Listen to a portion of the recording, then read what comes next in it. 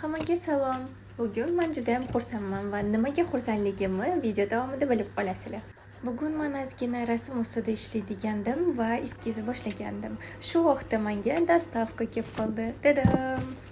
Vot, mana dostavkam. Buni men Xitoydan zakaz qildim. O'zim Xitoydan ko'pincha narsalarimni o'zim zakaz qilaman. Bozorga chiqib olishga erinaman va bilasizlar, farzandim bor, shuning uchun men bozorga chiqib o'zim tanlab narsa ololmayman. Shu vaqt menga onlayn xarid qilish yordam beradi. O'zimga kosmetika oldim va kerakli narsalarimni oldim. Bu paltoni tozalovchi vosita. Bu belga taqadigan bijuteriya. Remen o'rnida ishlatsa bo'ladi. Va albatta aksessuar hamma ayolga yoqadigan narsa. O'zimga oppoqgina trench zakaz qildim. Bu oqimiz ivory sifatroq. Yaqinda yana ingliz tilini boshlaganman, shuning uchun menga bloknotlar kerak edi, zakaz qildim.